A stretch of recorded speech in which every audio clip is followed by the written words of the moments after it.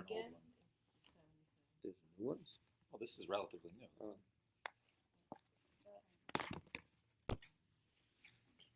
Good evening, everyone, and welcome back to our Tanya class. We're in the middle of chapter 19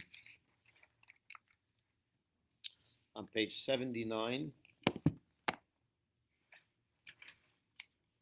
on the right column on the top. Now this is, to this point in chapter 19, the Alter Rebbe explained the metaphor of the candle, that a neshama is called a candle because a candle, unlike anything else, has a nature to draw itself upwards, to go up and to search and cling, if you will, whatever word you would use, to go back or to be included, absorbed in its source, which is the the element of fire above. And even though this means that the fire below the candle, of the light of the candle, will extinguish and no longer exist in any way, shape, or fashion, that's what it wants. And in that way, the neshama is the same exact thing. And the fact that we call it nature. The Alter Rebbe explained that nature over here is a term used for anything that is super rational. We don't understand. You say that's nature. So here too, the nature of the neshama, to want to elevate itself and to be absorbed in its source, in the Ein Sof, in the infinite God, is something that defies logic, because logically an entity wants to preserve itself, or wants to become more, it wants to be elevated to a higher level of existence, but not to extinguish, not to extinction. So this is nature. That's its nature, and that derives from the chokhmah of the nefesh, of the chokhmah of the neshama. The chokhmah of the neshama is that part of the neshama, the highest part of the neshama, which in it rests or is revealed its source, which is a chokhmah of atzilus, and as an account of that, it has this sense of bittul, total negation, nullification of self, and all it wants is to be absorbed in the one in God, even at the cost, even if that means that up there it will no longer exist as an independent entity. Now, that's what we learned last week, if you remember. And we'll now continue on page 79 on the right side on top. Now, this is a general principle in the whole realm of holiness. This is a general principle in all the realm of holiness. What is holiness? What does the word holy mean? If I were to ask you, what is a holy thing, a holy person? What's your image of a holiness? Where God is revealed. So give me an example of a holy object, a holy person. What's holiness?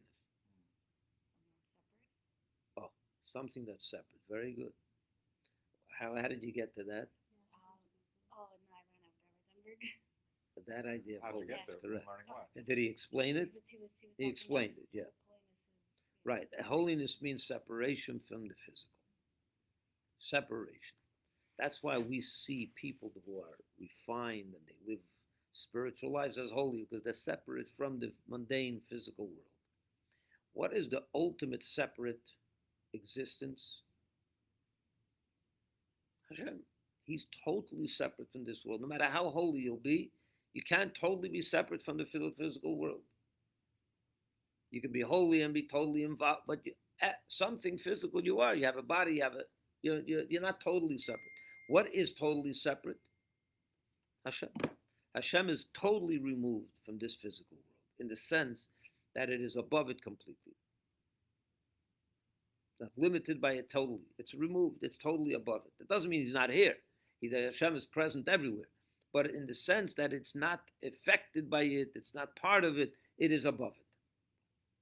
And therefore, anything holy, let's see it in hindsight. Now, this is a general principle in the whole realm of holiness. Holiness, is only that which is derived from Chachma called Kodesh Elyon, Supreme Holiness, whose existence is nullified in the light of the blessed Ein Sof, which is clothed in it, so that it is not a thing apart, as is explained above. Definition of holiness is if it's derived from Chachma. Anything that has an element of Chachma in it, there's a revelation of that level of Chachma Vatzilus in it, that becomes a holy thing. Why? Because Chachma Vatzilus, the existence of Chachma Vatzilus, is nullified in the light of the blessed Ein Sof. What's Chachma Vatzilus? That level where God's essence and His infinite essence is revealed completely, and therefore is one with Hashem. How do you become holy? Let's go back to holiness. If God is the ultimate in holiness, how do you become holy? The more you're connected to God, the more holy you'll be, right? Because God is the essence of holiness. He's the essence of separation removed. The more you're connected to God, the more you're holy. And therefore, what level is God's, what level is, in other words, God is holy. Where's God present mostly? Where's the essence of Hashem, or the infinite light of Hashem, present mostly? In Chachma Vatzilus, which is called, by the way, Kodesh Elyon. It's got the term Supreme Holiness, because Chachma Vatzilus is one with Hashem. It has no other existence other than God's existence. It's the epitome of Bittul. So therefore, anything that is going to be holy in this physical world or in any other world is only on account of the fact that that Chachma is present there. And what's Chachma? Chachma is one with Hashem. So whatever has the revelation of Chachma in it, let's read it again. Now this is a general principle in the whole realm of holiness. Holiness is only that which is derived from Chachma, called Kodesh Elyon, the Supreme Holiness, whose existence is nullified in the light of the blessed Ein Sof, the infinite God, which is clothed in it, in Chachma. So if you're connected to Chachma, you're connected to God, and that makes you holy. Where's the separation coming? What are you separated from? The physical, the mundane. Oh. So that it is not a thing apart. When you feel your own existence, you're apart. You're separate. I feel myself. But that which is holy is because it derives from Chachma, which is one with Hashem, so that it is not a thing apart, as is explained above. Therefore, it is called Koyach Ma. This level of Chachma, we said before already, is called, it's made up of two words, Koyach Ma. It is a power, but the whole power is Ma. What is Ma? Ma means Bittul. What is it? It doesn't have an identifiable existence. Power of humility and abnegation. This stands in direct contrast. That's the realm of holiness, right? This understood? If you have a question, please ask.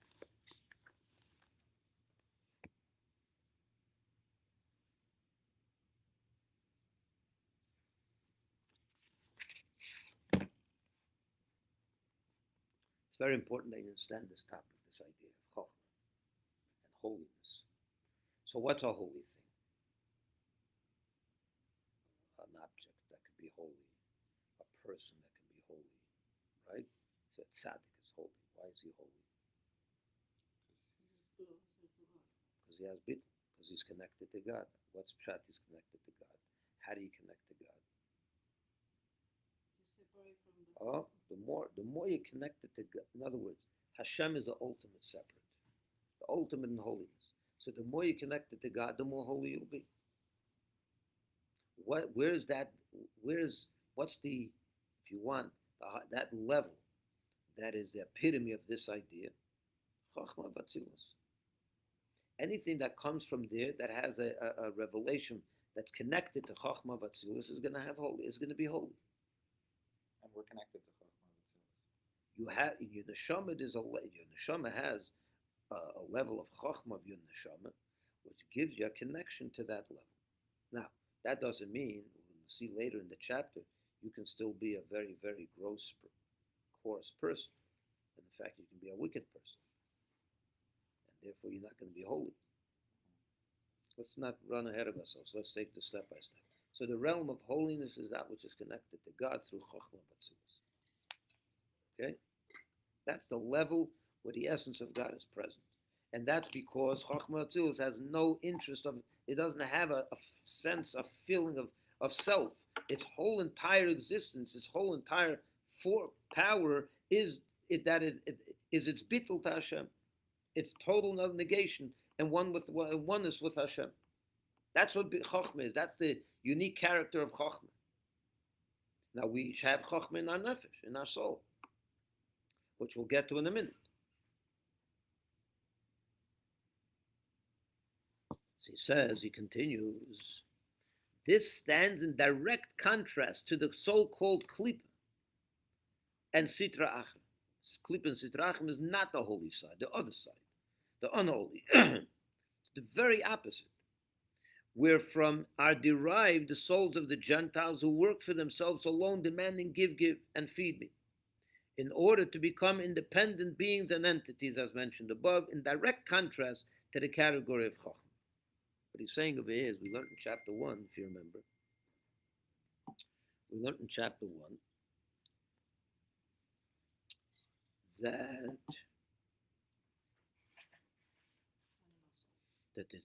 the animal soul of a Jew comes from Klippas Nega. All the animalistic, meaning the human soul of the people, of humans, come from Klippa. The difference is, by a Yid, it comes from Klippas Nega, the translucent Klippa. By a Gentile, it's from the three klippas, the three unholy klippas. What's the definition here? What is the meaning of this? Because an entity that comes from the three unclean klippas is all about itself. What's the human condition when you really think about it? Human beings. They want more for themselves. They want to perpetuate their existence. They want to enhance themselves. They think about their existence is very present. There's no bittul. No sense of real bittul. Where in Kedusha it's bittul, in the other side, in Klippa, it's not bittul. It's in the country. It's the opposite. It's give. Where do we have this from? There's a pasuk in Mishle, I think. It says the worm or the leech sucks blood and says give. Once more.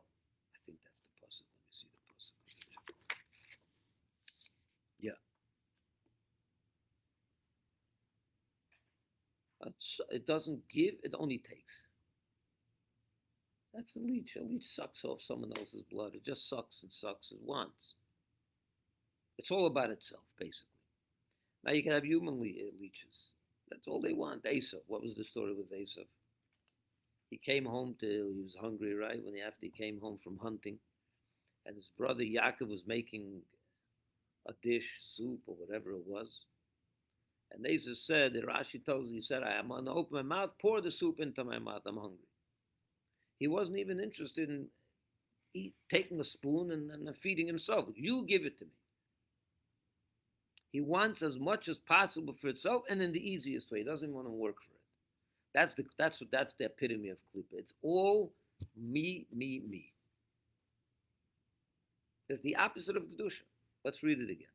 This stands in direct contrast to the so-called Klippa and Sitra Achra, wherefrom are derived the souls of the Gentiles who work for themselves alone, demanding give and feed me, in order to become independent beings and entities, as mentioned above, in direct contrast to the category of Chochmah. Now, there are some Gentiles, of course, that their souls come from the Klippa Snega as well, as we explained in chapter 1. It's talking about a certain category of people who their whole life is all about themselves. They want to grow and become more and more. Their existence is very present, which means they're disconnected from Hashem. And as such, he continues, therefore they're called dead. Even while they're alive, they're called dead. Because where's life come from? From Hashem. If you're disconnected, it's like, I read a beautiful metaphor for this. You have, what's a healthy body? A healthy body is where it doesn't, a body receives its life force from its soul, right? Gets the life force from the blood, from the soul is in the blood, right? What happens if you start feeling your hand all of a sudden. One morning you feel your hand. What does that mean? Feel your hand. You started feeling it. Yeah, you start feeling your hand. When you wake up in the morning, you feel yourself. You feel your hands. You mean like this? No, not like that. It's starting. It's you feel there's something. It's a sick person feels his limbs. They're hurting. They're heavy. When you're not sick, you don't feel yourself. Okay. If you feel yourself, you're sick. Got it. It means you got to go see a doctor. Like I have a pain in my heart. Pain, heaviness. If you're starting to feel your limbs, you're not good. I don't mean if you touch it. I'm not talking about that. Obviously, you can feel it if you touch it. But if your limbs, the healthier they are, the more bottled they are to the neshama, to the nefesh, to the soul. The minute they start feeling themselves, they stop becoming. That makes a blockage between the soul that gives them life and the limb. And what happens? The more you feel yourself, the more sick you are until you die. A seamless flow of life force from the soul causes that the body should not feel itself. You don't feel yourself. You don't feel your foot. You're walking on your foot, but you don't feel. There's no. It's the minute you stop feeling it, right? What happens? I feel something in my stomach. Let me go check myself out, right? Start feeling things. You start feeling things. You know there's something wrong. It means the soul is not giving a proper life.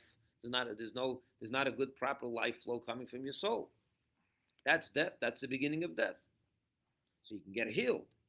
But the worse it gets, that's what leads to death. So the more something feels itself, same thing with Hashem and the world. What? No, because I've been complaining about my arm for the past like 2-3 days. Yeah. So the more, it's the same thing with the world and Hashem. Hashem is the one that gives life to the world. The more bottle you are, the less you feel yourself. The less your existence is stands out. Let's say. The more you're receiving from Chachma, the more you're receiving from Hashem, the more you stand out and you feel your existence, I am, I want, you're getting less and less from Chachma. And that's spiritual death. Let's see it in his words. Therefore they are called dead. For wisdom, Chachma gives life. That's a pasuk, that's a verse in Ecclesiastes. That which you get from Chachma gets life, because that's godliness, and God's the source of life. And it is also written, they die without wisdom, because they don't have the power of Chachma in them. That's what makes them die. So are the wicked and transgressors of Israel. The same thing with the Rishoyim of the Jewish, the wicked and transgressors of Israel before they faced the test to sanctify God's name, before they're put to such a test on a regular day.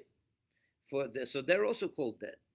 For the faculty of Chachma, which is in the divine soul, which with the spark of godliness from the light of the blessed Ein Sof, that level of the neshama called Chachma, that is clothed in it. In other words, in Chachma is clothed the light of Hashem, the Ein Sof light of Hashem, is as it were in exile in their body. We just said before in chapter 18 that they have Chachma in the nefesh. Every Jew has in his neshama is connected, has a Chachma of his nefesh, right? And the Chachma is the power of the Ein Sof, of the infinite God. That's what makes his neshama a piece of Hashem. So how can you tell me now that they're dead, they don't have Chachma?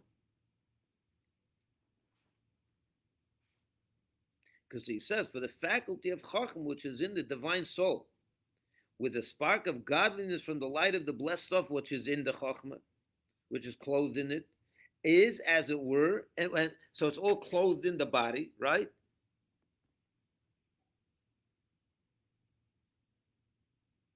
Are in exile in their body, within the animal soul coming from the klipa.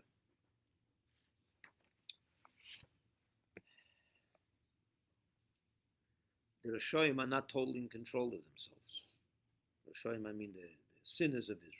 They're not in full control of themselves. Why? Generally speaking, the body receives life force from the soul. It should be a seamless flow, and it should be total bittul, right?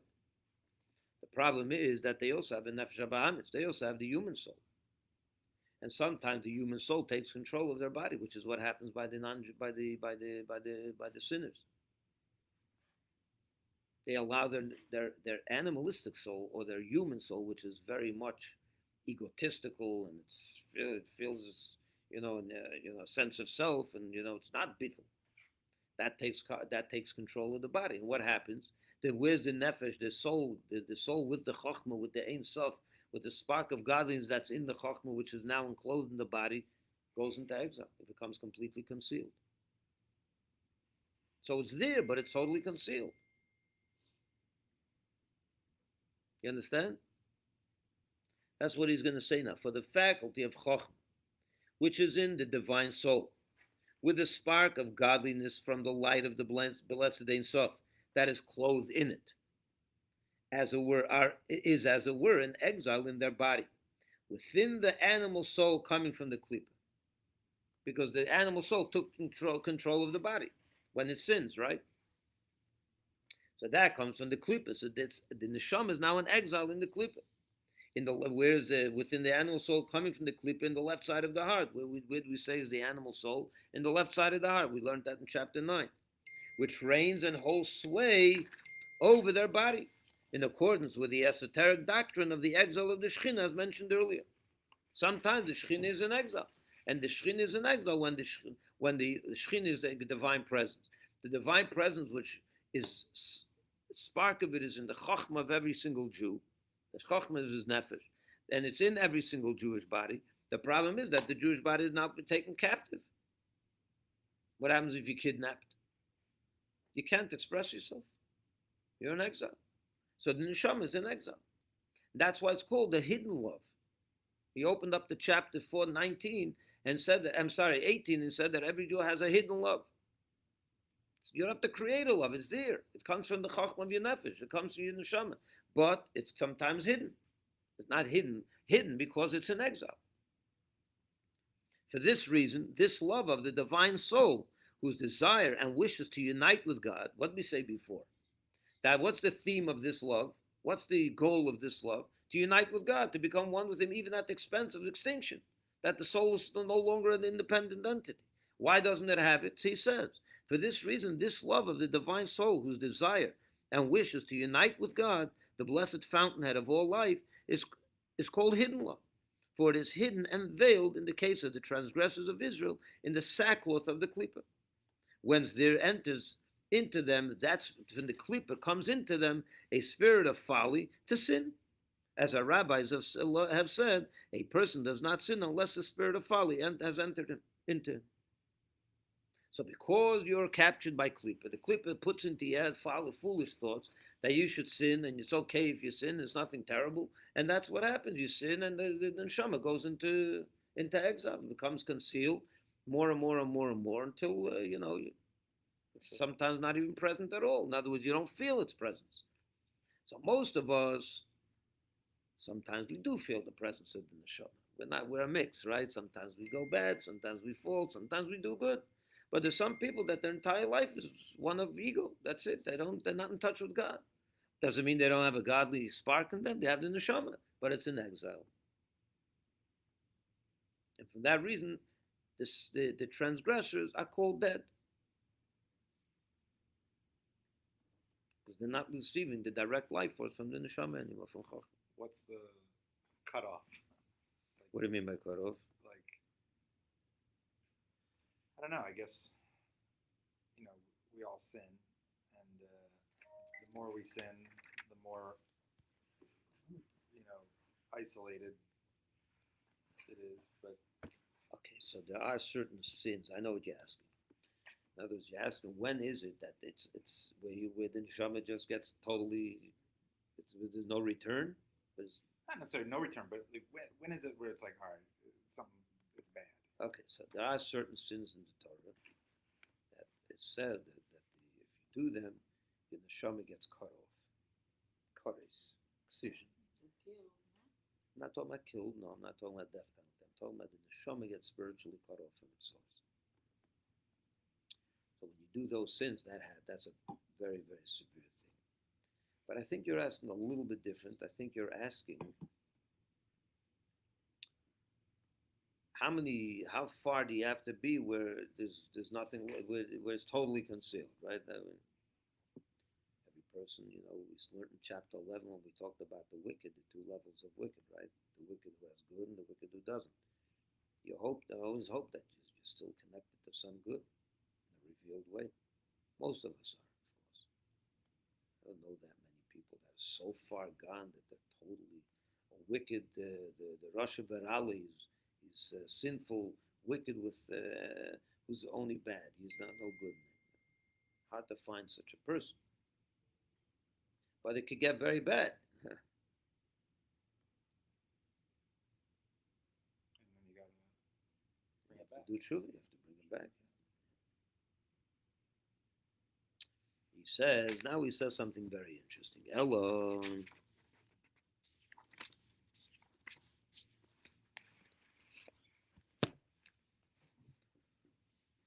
However, with me, this exile of the faculty of Chokhmah refers only to that aspect of it which is diffused throughout the nefesh and animates it.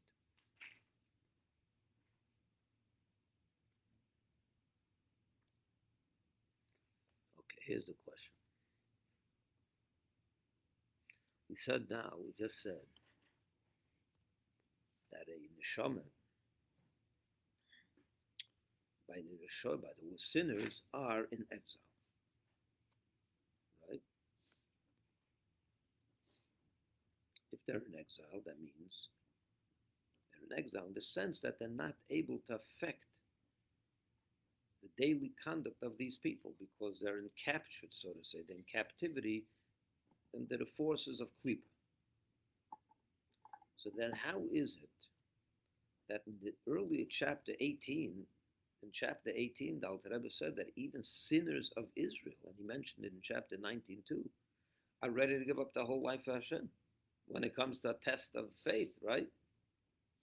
In other words, if it's in exile and it's not able to affect them because it's captured and called whatever you want, how does that happen? Where does that come from all of a sudden? Yeah, you get the question? No, huh? You do or you don't? You do? Okay. The Alter Rebbe is going to go on to say that there's a certain spark of the Chokhmah that's never concealed, that's never in exile. That itself doesn't go into exile.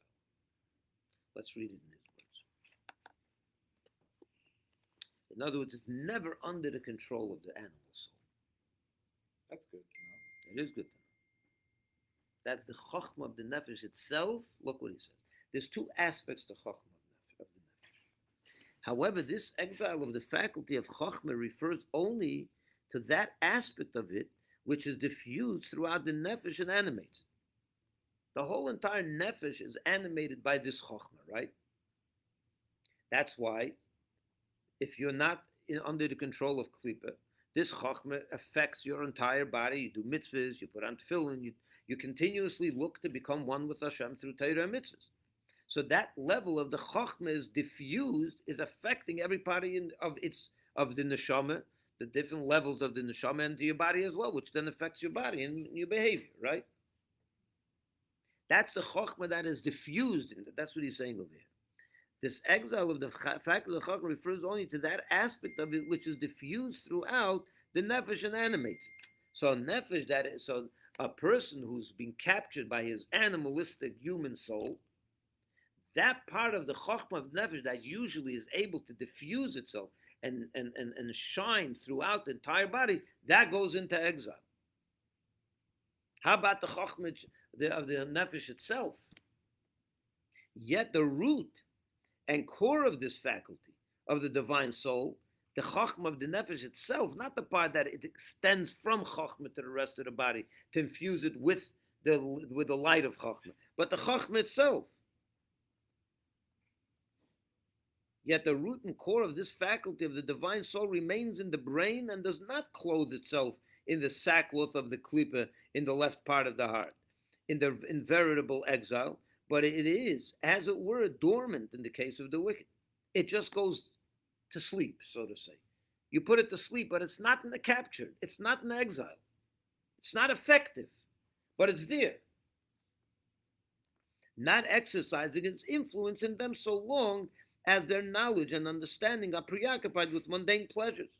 So while you're involved with your nefesh abahamis, with your animalistic human soul, that part of the soul is going to be in exile. The part that's supposed to affect the rest of the neshama and body is in exile. But what about the core itself? That's asleep. It's dormant in the case of the wicked, not exercising its influence in them, so long as their knowledge and understanding are preoccupied with mundane pleasures. Nevertheless, what happens when they are confronted with a test in a manner of faith, which transcends knowledge, touching the very soul and the faculty of chachma within it? At such time it is aroused from its sleep, and it exerts its influence by virtue of the divine force that is clothed in it. As it is written, then the Lord awaked as one out of sleep.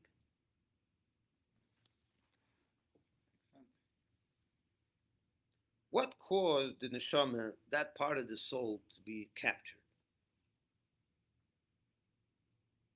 What do you say over here? So long as their knowledge and understanding are preoccupied with mundane pleasures. Your mind is there, your heart is there, your feelings are there. You're just that's where you are. But what happens? Let's read this again. Never when they are confronted with a test, in a manner, some puts you and says, if you're not going to convert or bow to an idol, you're dead. So what happens then? That transcends knowledge. Faith transcends knowledge. So the faith is not in exile. The faith is in the neshama itself, is the core. And that is awakened when you're put to the test. Look what he says. When they are confronted with a test in the manner of faith, which transcends knowledge, touching the very soul and the faculty of chachma within it, at such time it is aroused from its sleep, and it exerts its influence by virtue of the divine force that is clothed in it. As is written, then the Lord will wake as one out of sleep.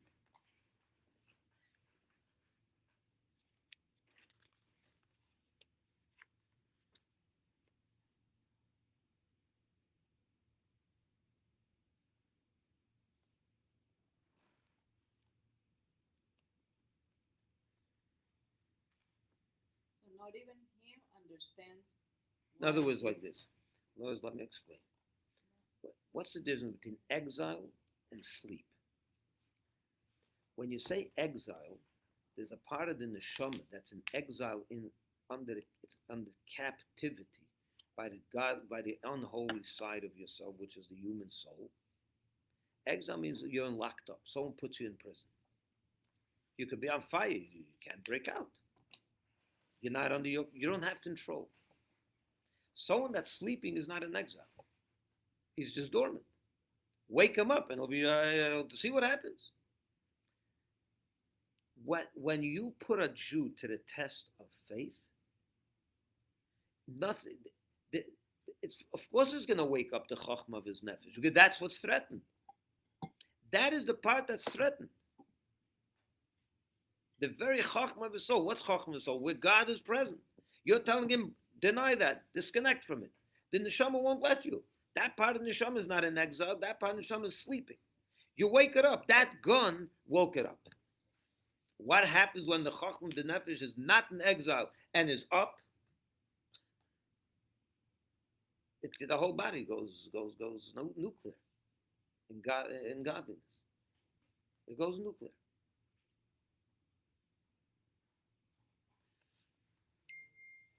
On such occasion, look what he says. On such occasion, the sinner is inspired to withstand the test of faith in God without any reasoning or knowledge or intelligence that may be comprehended by him. He doesn't understand why he's giving up his life. It's just he can't. It's because that's his nature. That is his neshama. And to prevail over the klipa and temptations of this world. One second. I read that wrong. On such occasion, the sinner is inspired to withstand the test of faith in God without any reasoning or knowledge or intelligence. It's not something that explainable, he understands it, that may be comprehended by him.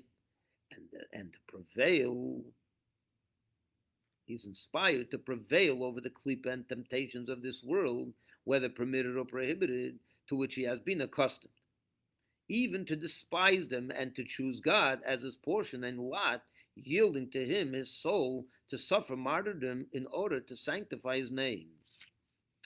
At such a moment, when the Yid is aroused like that, he's not going to even do a small sin. He's not going to do any kind of infraction.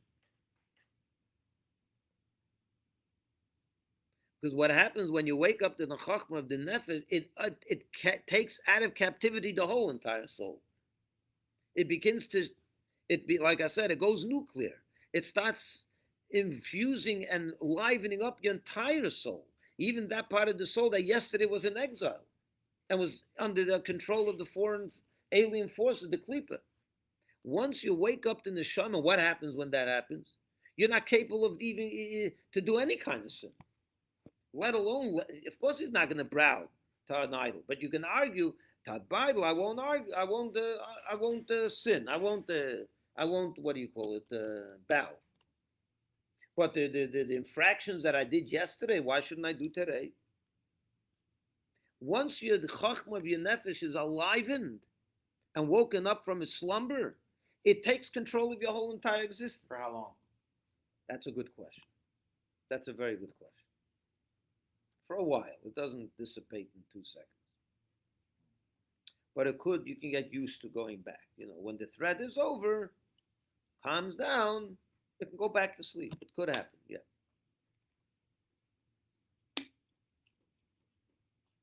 But while it is up, the whole entire existence of the Jew is on fire, and nothing can get between him and God. Not a non-kosher food, not a gossip, nothing. Is it asleep or dormant in us right now? Now, this minute, I hope it's not dormant. Why is it dormant? No. I mean, when you sin, it's dormant. When you're learning Torah, it's not dormant. Because you're saying that when it's awake, it's a nuclear bomb, and you're when you're under threat. Okay. So even now, by us, what's more present in our conscious life, when there's no threat, is the lower parts of the neshama. It's the Chachma is infusing it, but what's more present in us are intellectual parts of the neshama, are the feelings of the neshama. And over there, then it's not a nuclear infusion. It's not a nuclear explosion. I want that nuclear explosion. Oh, that doesn't happen. It happens, but it's not an often occurrence. Is it bad to want that? No, not at all. Why would it be bad to want that? No, because something bad had to happen in order to get there. You don't want that. No, I agree. You don't want to be threatened. You don't want your life to be threatened. I agree. But it can happen other times. Under Yom Kippur, it can be fired up. On a day like that, the netzim of the nefesh becomes unfolded. And then, Yom Kippur people are attacked on a high level. They're not connected to this world, to the nefesh, to your animalistic drives as much. It's neutralized. Maybe on day baby's born. Also, yeah, it could happen. Yeah. So stay there. Go to the such places, such moments, Okay. What he says of it is that even to despise them, at that moment, you despise anything that's no good.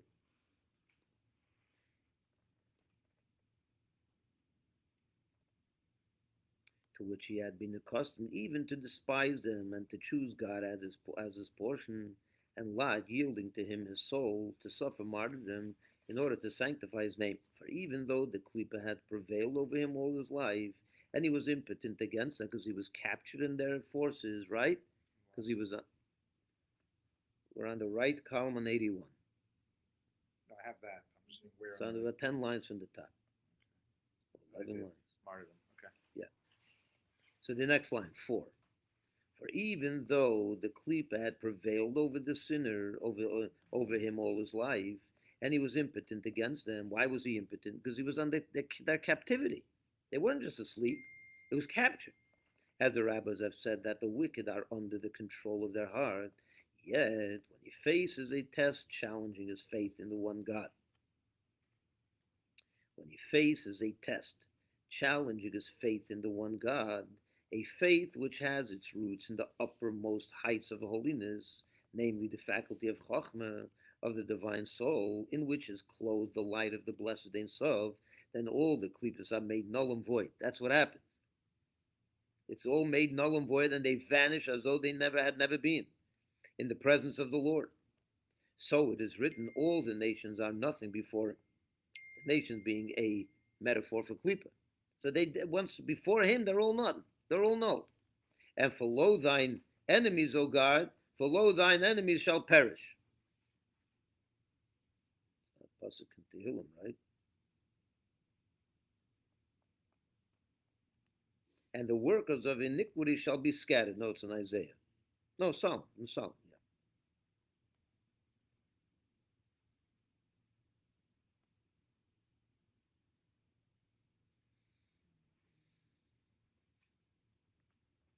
Why will they perish and be scattered? Because once when God is revealed, that's what's going to happen. So when Chachma of the Nefesh is revealed, then the klippas disappear. So a minute ago you were under their captivity, now they're gone. And again, it says in another verse, as wax melted before fire, so shall the wicked perish. And the hills melted like wax. So that's why when the Nefesh is woken up to that degree, everything falls away. Everything changes. The force of the divine light of the blessed Ein Sof that is clothed in the soul's Chokhmah is great and powerful enough to banish and repel the Sitra Achra and the klippas, so that they could not even touch its garments, namely the thought, speech, and act of faith in the one God.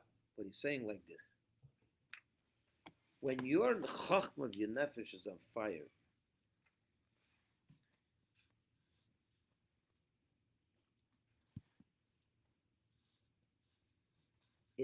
it's like I said before, it's a nuclear reaction.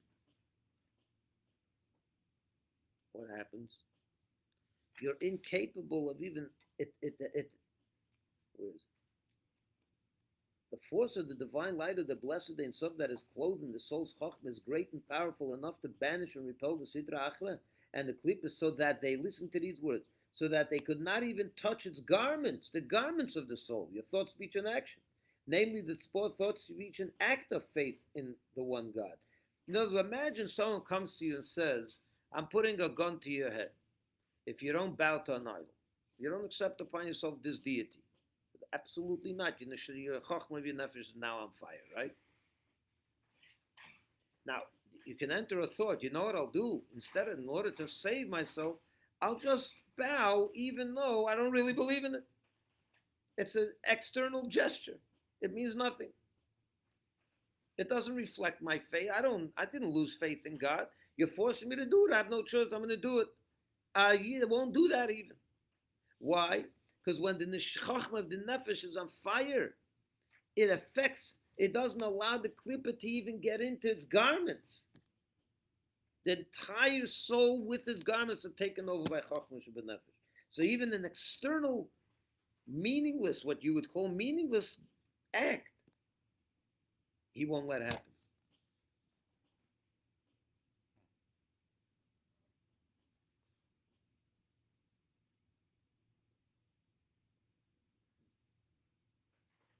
That's pretty amazing.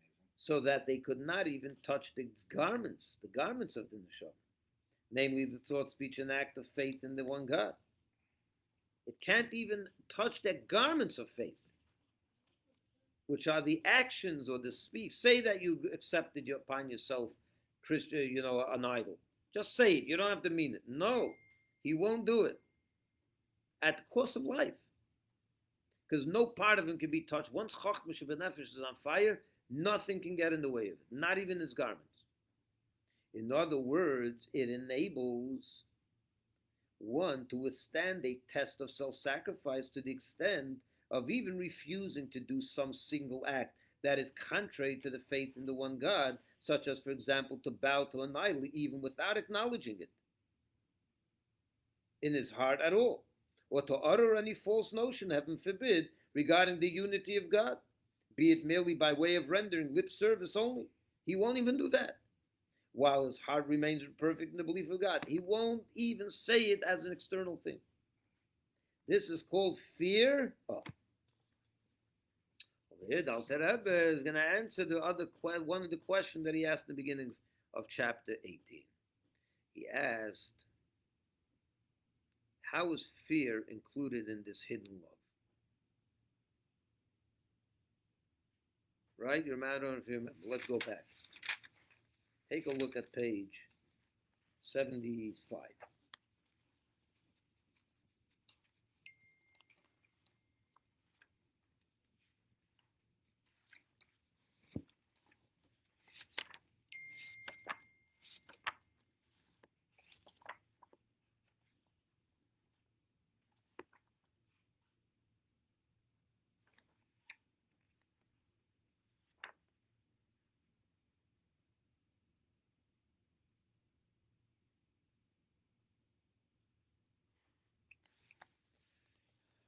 You see that on page 75, the left column towards the bottom, the paragraph that begins, however.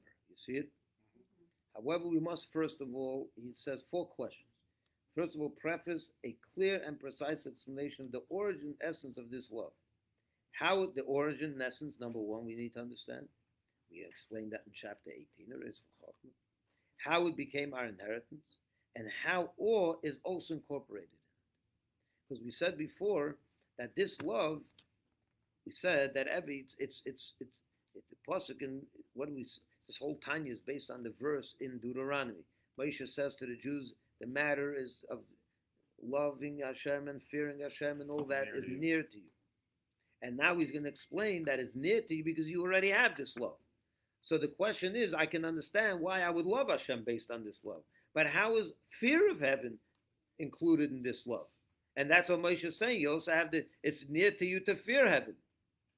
And that's all on account of this love. How is fear included in love? That was the question. So now it comes full circle.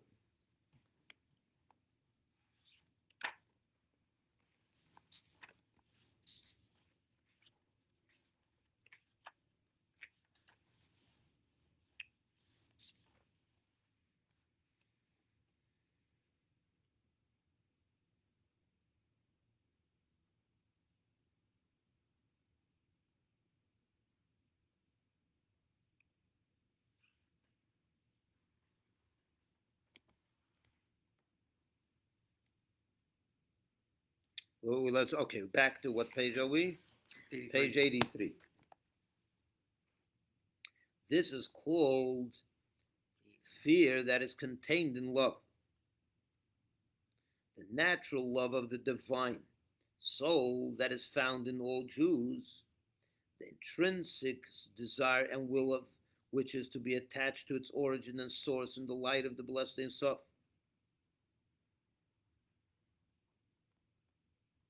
This is the fear. What happens? You don't want to even say that I believe in the idol, even though I don't believe in it, right? Even the garments won't go astray at that moment. Well, you don't believe in it. You're afraid to detach from Hashem because you love Him so much. You're afraid to detach, even on the most external level.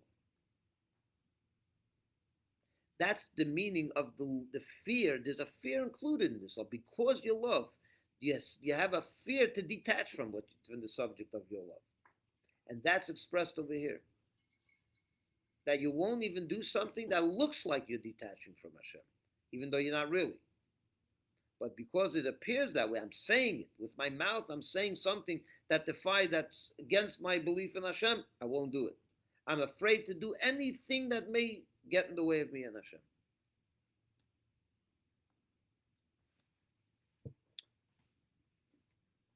This is called fear that is contained in love, the natural love of the divine soul that is found in all Jews, the intrinsic desire and will of which is to be attached to its origin. That's the love.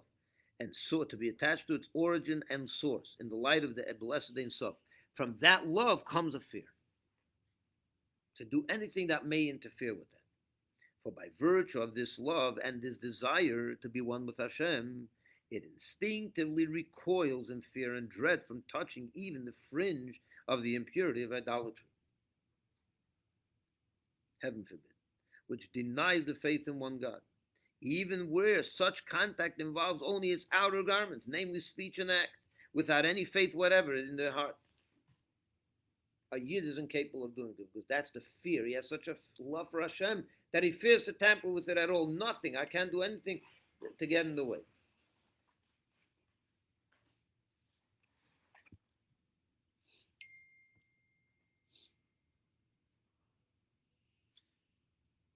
It's hard to put yourself in that position. It is. And to, We should never be tested. We should never be tested. It's not fun. You don't know how you'll react. It's like a child loves his father very, very much, his mother. Child loves their mother very, very much, their father, their parents. And the love will cause them to be totally devoted to their parents, to do anything the father wants, the mother wants. But including that love, because he loves them so much, he's afraid to do anything that way may cause him any kind of anguish. So it's a byproduct of the love. The fear is a byproduct of the love. And here too, a Yid loves Hashem to the degree that the byproduct of that is that I'm not capable of doing anything that will get in the way of my one of my, especially in the matter of faith. Can't do it.